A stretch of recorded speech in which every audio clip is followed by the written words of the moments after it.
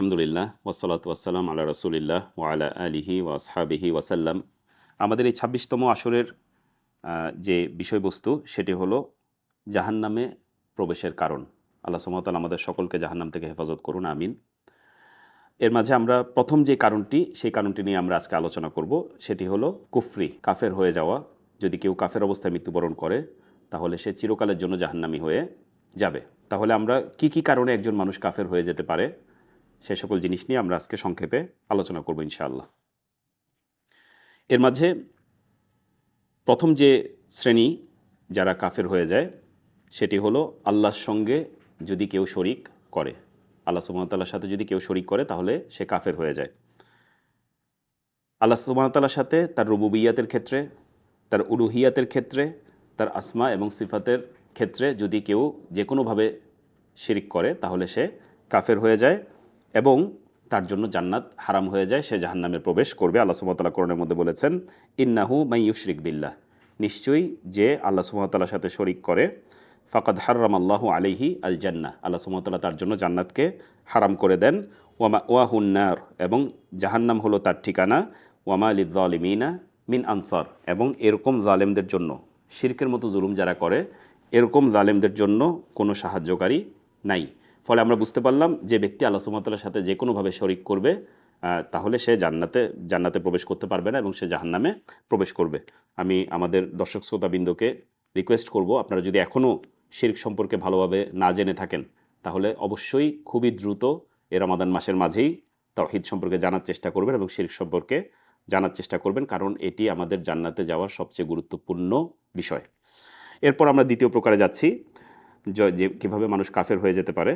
আল্লাহর সঙ্গে কুফরি করা, আল্লাহ সুবহানাহু ওয়া তাআলাকে অস্বীকার করা, অথবা তার ফেরেশতাগণ, অথবা তার রসুলগণ, অথবা কিয়ামত দিবস, অথবা তাকদীরের ভালো মন্দ, এ সকলের যে কোনো একটা বিষয়কে যদি কেউ অস্বীকার করে তাহলে সে কাফের হয়ে যাবে। আল্লাহ সুবহানাহু ওয়া তাআলা কোরআনের মধ্যে বলছেন, ইন্নাল্লাযীনা ইয়াকফুরুনা বিল্লাহি ওয়া রুসুলিহি, নিশ্চয়ই যারা কুফরি করে, অস্বীকার করে আল্লাহকে, তার রসুলকে, ওয়া ইউরিদুনা আন ইউফাররিকু বাইনাল্লাহি ওয়া রুসুলিহি, এবং তারা চায় আল্লাহর প্রতি ঈমান এবং রাসূলগণের প্রতি ঈমান এই দুইটার মধ্যে আলাদা করতে। তার মানে তারা আল্লাহর প্রতি ঈমান আনবে কিন্তু রাসূলদের প্রতি ঈমান আনবে না। এরকম যারা করতে চায় তারা অবশ্যই কুফরি করেছে। আল্লাহ সুবহানাহু ওয়া তাআলা বলছেন, ওয়া ইয়াকুলুনা, এবং এই কাফেররা আরও কি বলে, নুমিনু বিবাদিন ওয়া নাকফুরু বিবাদ, যে আমি রাসূলদের কারো উপর ঈমান আনলাম, কারো উপর ঈমান আনলাম না। তার মানে সকল রাসূলগণের উপর ঈমান না আনলেও এটা কুফরি হয়ে যাবে। তাহলে সকল রাসূলদের উপর ঈমান আনতে হবে। ওয়া ইউরিদুনা আন ইয়াত্তাখিযু বাইনা যালিকা সাবিলা, এবং তারা চায় এর মাঝামাঝি যে কোনো একটা অবস্থান গ্রহণ করতে। উলাইকা হুমুল কাফিরুনা হাক্কান, তারা নিশ্চিতভাবে সুস্পষ্ট কাফের। ওয়া আ'তাদনা লিল কাফিরিনা আযাবাম মুহিনা, এবং আমি কাফেরদের জন্য প্রস্তুত রেখেছি লাঞ্ছনাদায়ক বা অপমানজনক শাস্তি। তাহলে আমরা এখান থেকে বুঝতে পারলাম, যারা আল্লাহর সঙ্গে কুফরি করবে অথবা আমাদের ইমানের যে রোকনগুলো রয়েছে, ফেরেশতা, রসুল, কিয়ামত দিবস, তাকদীর, এর যে কোনোটিকে অস্বীকার করবে তাহলে সে কাফের হয়ে যাবে। ৩ নম্বর যেভাবে মানুষ কাফের হয়ে যেতে পারে সেটি হলো ইসলামের 5টি ভিত্তির যে কোনো একটিকে অস্বীকার করা, অথবা আল্লাহ সুবহানাহু ওয়া তাআলা যে সকল জিনিসকে হারাম করেছেন সে সকল হারাম জিনিসকে হারাম বলে স্বীকৃতি না দেয়া। এ ব্যাপারে লেখক বলছেন, যে কেউ আল্লাহ সুবহানাহু ওয়া তাআলার একত্ববাদ ফরজ হওয়াকে অস্বীকার করে, অথবা রাসূল সাল্লাল্লাহু আলাইহি সাল্লামের জন্য রিসালাতের সাক্ষ্য প্রদান করাকে অস্বীকার করে, অথবা তার রিসালাত সকল মানুষের জন্য হওয়াকে অস্বীকার করে, অথবা পাঁচ ওয়াক্ত সালাত যে ফরজ এই বিষয়কে অস্বীকার করে, অথবা যাকাতকে অস্বীকার করে, অথবা রমাদান মাসের সিয়ামকে অস্বীকার করে, অথবা হজকে অস্বীকার করে, সে ব্যক্তি কাফের হিসেবে গণ্য হবেন। সে আল্লাহ, তার রসুল ও মুসলিমদের ঐক্যমত্যে তথা ইজমাকে মিথ্যা সাব্যস্ত করেছে, কারণ সে ইজমার বিরোধী হয়ে গিয়েছে। সকল মুসলিমরা যেই রাস্তার উপর আছে তার সাথে সে বিরোধিতা করেছে। ঠিক তদ্রূপ কেউ যদি আল্লাহর সঙ্গে শিরক হারাম হওয়াকে অস্বীকার করে, যে না শিরক করলে কোনো সমস্যা নাই, এরকম যদি কেউ মনে করে, অথবা যাদের হত্যা করা আল্লাহ সুবহানাহু ওয়া তাআলা হারাম করেছেন তাদের হত্যা করাকে হারাম মনে করতে অস্বীকার করে। আল্লাহ সুবহানাহু ওয়া তাআলা বলেছেন এরকম মানুষদেরকে হত্যা করা যাবে না, কাউকে হত্যা করা যাবে না বিচারিকভাবে ছাড়া, বা এরকম কাউকে হত্যা করা যাবে না। কিন্তু আমি বললাম যে না, তাদেরকে হত্যা করা যাবে না, আমি এই বিধান মানি না। তাহলে হারামকে, আল্লাহ সুবহানাহু ওয়া তাআলা যেটিকে হারাম করেছে সেটাকে আমরা হালাল মনে করা, এর কারণে সে কাফের হয়ে যাবে। একইভাবে যদি কেউ জিনা বেভিচার অথবা মদপান এগুলো হারাম হওয়ার ব্যাপারে আল্লাহ সুবহানাহু ওয়া তাআলা ও রাসূল সাল্লাল্লাহু আলাইহি ওয়াসাল্লামের সুন্নায় প্রকাশ্য ভাষ্য রয়েছে, সেগুলোকে হারাম মানতে অস্বীকার করে। এই সবগুলো বিষয় সম্পর্কে যদি কেউ মনে করে যে এগুলো হারাম নয়, তাহলে সে কাফের হয়ে যাবে। তাহলে আল্লাহ সুবহানাহু ওয়া তাআলা যা ফরজ করেছেন সেগুলোকে ফরজ বলে স্বীকৃতি দিতে হবে, আল্লাহ সুবহানাহু ওয়া তাআলা যেগুলোকে হারাম করেছেন সেগুলোকে হারাম বলে স্বীকৃতি দিতে হবে। এগুলো কোনোটার সাথে যদি ব্যত্যয় ঘটে তাহলে সে কাফের হিসেবে সাব্যস্ত হবে। চতুর্থ প্রকার, আল্লাহ তাআলা অথবা তার দিন অথবা তার রাসূল সাল্লাল্লাহু আলাইহি সাল্লামকে নিয়ে ঠাট্টা বিদ্রূপ করা, তাহলে সে কাফের হয়ে যাবে। আল্লাহ সুবহানাহু ওয়া তাআলা কোরআনের মধ্যে সূরা তাওবাতে বলছেন, ওয়ালা ইনসা আল তাহুম, যদি আপনি তাদেরকে জিজ্ঞাসা করেন, লা ইয়াকুলুন্না, তারা অবশ্যই বলবে, ইন্নামা কুন্না নাখুদু ওয়া নালআব, আমরা তো শুধুমাত্র একটু ঠাট্টা মশকরা করছিলাম, খেলাধুলা করছিলাম। কুল, আল্লাহ সুবহানাহু ওয়া তাআলা বলছেন আপনি বলে দিন হে রাসূল, আবিল্লাহি, আল্লাহর সাথে, ওয়া আয়াতিহি, এবং তার আয়াতসমূহের সাথে, ওয়া রাসূলিহি, এবং তার রাসূলের সাথে, কুনতুম তাস্তাহজিউন, তোমরা ইস্তেহজা করছো, তোমরা ঠাট্টা মশকরা করছো, তোমরা কি মনে করছো যে এগুলা ঠাট্টা মশকরার বিষয়? তার মানে আল্লাহ সুবহানাহু ওয়া তাআলা তার দিন অথবা রাসূল সাল্লাল্লাহু আলাইহি সাল্লামকে নিয়ে যে কোনো রকমের ঠাট্টা মশকরা যদি কেউ করে তাহলে কি হবে? লা তা'তাযিরু, তোমরা কোনো প্রকার ওযর পেশ করো না, ক্বাদ কাফারতুম বা'দা ঈমানিকুম, তোমরা নিশ্চিতভাবে কাফের হয়ে গিয়েছো ঈমানের পরে। ফলে আল্লাহ সুবহানাহু ওয়া তাআলা ক্লিয়ার করে দিয়েছেন এই সকল বিষয়ে যারা ঠাট্টা মশকরা করে তারা কাফের হয়ে যাবে। 5 নম্বর যেভাবে মানুষ কাফের হয়ে যেতে পারে সেটি হলো আল্লাহ তাআলা তার দিন অথবা তার রাসূলকে গালিগালাজ করা। একটি হলো ঠাট্টা মশকরা করা, আরেকটি হলো গালমন্দ করা। এটি দ্বারা উদ্দেশ্য হলো দোষ ত্রুটি তালাশ করা, দিনের মধ্যে ত্রুটি তালাশ করা, রাসূল সাল্লাল্লাহু আলাইহি ওয়াসাল্লামের জীবনের মধ্যে ত্রুটি তালাশ করা, ভুল বের করে বেড়ানো এবং এমনভাবে উল্লেখ করা যা দ্বারা তাদের অপমান, খাটো করা অথবা সম্মানহানি ইত্যাদি বোঝায়।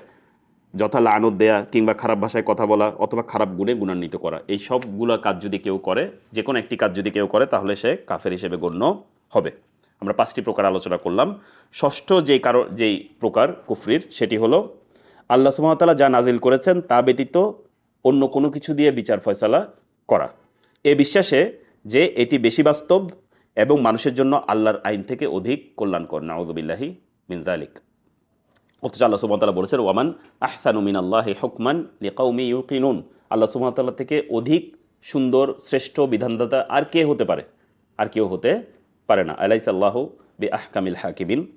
এরপর আল্লাহ সুবহানাহু ওয়া তাআলা এখানে দেখেন, লেখক বলছেন, সুতরাং যে ব্যক্তি আল্লাহ যা নাজিল করেছেন তা ব্যতীত অন্য কিছু দিয়ে বিচার করাকে বেশি বাস্তব এবং মানুষের জন্য আল্লাহর আইন থেকে অধিক কল্যাণকর বলে বিশ্বাস পোষণ করে এবং এটা দ্বারা বিচার ফয়সালা করে তাহলে সে কাফের হয়ে যাবে। কারণ আল্লাহ সুবহানাহু ওয়া তাআলা বলেছেন, ওয়ামান লাম ইয়াহকুম বিমা আনজালাল্লাহ, যারা আল্লাহ সুবহানাহু ওয়া তাআলা যা নাজিল করেছেন তা দ্বারা বিচার ফয়সালা করে না, ফাউলাইকা হুমুল কাফিরুন, তাহলে তারাই হলো কাফের। এর বাহিরে আমরা দেখছি লেখক বলছেন, তদ্রূপ কেউ যদি মনে করে গায়রুল্লাহর ফয়সালা আল্লাহর ফয়সালা থেকে শ্রেষ্ঠ, অথবা মনে করে যে মানুষের ফয়সালা আল্লাহর ফয়সালার সমান, অন্য ফয়সালা আল্লাহর ফয়সালা থেকে শ্রেষ্ঠ, অথবা আল্লাহ যা ফয়সালা করেছেন ওই ফয়সালা যা করেছেন দুইটাই মেরিটের দিক থেকে সমান, একই মানসম্মত হইতে পারে, এটাও যদি কেউ মনে করে, অথবা সে মনে করলো যে আল্লাহর বিধান ছাড়া অন্য কিছু দ্বারা বিচার ফয়সালা দেওয়া জায়েজ, এটাও যদি সে মনে করে, এর সকল অবস্থায় সে কি হয়ে যাবে? কাফের হয়ে যাবে। ফলে আল্লাহর বিধান ছাড়া একজন মুসলিম অন্য কোনো বিধান অনুসরণ করতে পারে না, অন্য কোনো বিধান মানতে পারে না। এরপর আমরা শেষ প্রকারে আসছি কুফরির, যেটি আমাদের জন্য সবচেয়ে ভয়ঙ্কর বিষয়, সেটি হলো মুনাফিকি মানে আমি অন্তরে কুফরি গোপন রেখে বাহ্যিকভাবে আমি দেখাচ্ছি যে আমি মুসলিমদের সাথেই আছি। এই ধরনের কাফেরদের শাস্তি মানে আখিরাতে সবচেয়ে বেশি কঠিন হবে। আল্লাহ সুবহানাহু ওয়া তাআলা বলেছেন, ইন্নাল মুনাফিকিনা ফিদ্দারকিল আসফালি মিনান নার, নিশ্চয় মুনাফিকরা জাহান্নামের সবচেয়ে তলদেশে থাকবে, সবচেয়ে নিম্ন জায়গায় থাকবে। ওয়ালান তাজিদা লাহুম নাসিরা, এবং তাদের জন্য আপনি কোনো সাহায্যকারী খুঁজে পাবেন না। আমরা সংক্ষেপে, লেখক যেহেতু উল্লেখ করেছেন, আমরা মুনাফিকদের কয়েকটি আলামত উল্লেখ করব খালি, যদিও লেখক তার কিতাবের মধ্যে প্রত্যেকটির পক্ষে কোরআনের এবং হাদিসের আয়াত দিয়েছেন। আমরা শুধু লক্ষণগুলো উল্লেখ করে যাব যেন আমাদের নিজেদের মাঝে এগুলো আছে কিনা আমরা নিজেরা চেক করতে পারি। আল্লাহ সুবহানাহু ওয়া তাআলা আমাদের সকলকে নিফাক থেকে হেফাজত করুন, আমিন।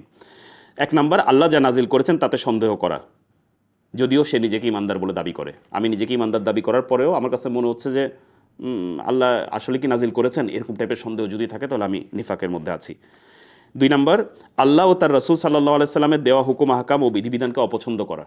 হ্যাঁ ঠিক আছে, আমি নিজেকে মুসলিম মনে করি কিন্তু আমার কেমন কেমন যেন লাগে বিধানগুলো, তাহলে আমার মধ্যে নিফাক আছে। 3 নম্বর, ইসলামের বিজয় ও মুসলিমদের সাহায্য করাকে অপছন্দ করা। ইসলাম কোনো জায়গায় বিজয়ী হলে আমার ভালো লাগে না, মুসলিমরা কোনো জায়গায় বিজয়ী হলে আমার ভালো লাগে না, এবং মুসলিমদের অপমান এবং লাঞ্ছনায় খুশি হওয়া, তার মানে আমার মাঝে নিফাক রয়েছে। 4 নম্বর, মুসলিমদের মধ্যে বিভেদ ও ফিতনা সৃষ্টি করা এবং মুসলিমদের মধ্যে অনৈক্য তৈরি করা এবং এটা করতে পছন্দ করা, মুসলিমদেরকে বিভিন্ন এজেন্ডা দিয়ে নিজেদের মধ্যে বিভিন্ন দ্বিধাবিভক্ত করে দেয়া, এই কাজটি করতে পছন্দ করা, এটাও মুনাফিকদের লক্ষণ বা মুনাফিকির লক্ষণ। এরপরে লেখক বলছেন ইসলামের দুশমন এবং কাফের নেতৃবৃন্দকে ভালোবাসা, তাদের প্রশংসা করা এবং তাদের ইসলাম বিরোধী মতাদর্শের প্রচার প্রসার করা, এটি একমাত্র তারাই করতে পারে যাদের মধ্যে নিফাক রয়েছে। এরপর মুমিনদের নিয়ে টিপ্পনি কাটা, তাদের ইবাদতের ক্ষেত্রে দোষ খুঁজে বেড়ানো, ইবাদতগুলো কেমন এরকম কথাবার্তা বলা, মুমিনদেরকে নিয়ে বিভিন্ন রকমের ঠাট্টা মশকরা করা, এটাও মুনাফিকদের বৈশিষ্ট্য। এরপর ঘৃণা ও তুচ্ছতাচ্ছিলের সঙ্গে মুমিনদের ডাকে সাড়া দেওয়া থেকে বিরত থাকা, যখন বলা হয় যে আল্লাহর কাছে আসো, রাসূলের কাছে আসো, তখন খুব এইসব জিনিসের দিকে আমরা আসতে পারবো না, এগুলো সব সেকেলের জিনিস, 1400 বছর আগের জিনিস, এটাও নিফাকের একটা লক্ষণ। সালাতকে ভারী মনে করা এবং এ থেকে অলসতা করা, সালাতে যাওয়াটাকে করা এবং সালাতে দাঁড়ালেও খুব অলসতা ভরে দাঁড়ানো, এগুলো মুনাফিকদের বৈশিষ্ট্য। শেষ যে বৈশিষ্ট্য লেখক উল্লেখ করেছেন, আল্লাহ এবং তার রাসূলকে কষ্ট দেয়া এবং যারা আল্লাহ ও তার রাসূলের উপর ঈমান এনেছে এসব মুমিনদেরকে কষ্ট দেয়া, এটাও নিফাকের বৈশিষ্ট্য। যারা জাস্ট আল্লাহ এবং তার রাসূলের উপর ঈমান এনেছে এই কারণে মুমিনদেরকে কষ্ট দেয়, তারাও, তাদের অন্তরের মধ্যেও নিফাক রয়েছে, যদিও তারা প্রকাশ্যে নিজেদেরকে মুসলিম বলে দাবি করে। আল্লাহ সুবহানাহু ওয়া তাআলা আমাদেরকে যে কোনো রকমের কুফরি থেকে হেফাজত করুন এবং আল্লাহ সুবহানাহু ওয়া তাআলা আমাদের সকল গুনাহগুলো মাফ করে দিন, আমাদেরকে সিরাতুল মুস্তাকিমের উপর থাকার তৌফিক দান করুন এবং আমাদের সকলকে রমাদান মাসে পূর্বের সকল গুনাহ মাফ করে জান্নাতবাসীদের অন্তর্ভুক্ত করে দিন, আমিন। সুবহানাকা আল্লাহুম্মা বিহামদিকা আশহাদু আল্লা ইলাহা ইল্লা আনতা আস্তাগফিরুকা ওয়া আতুবু ইলাইক। আসসালামু আলাইকুম ওয়া রাহমাতুল্লাহ।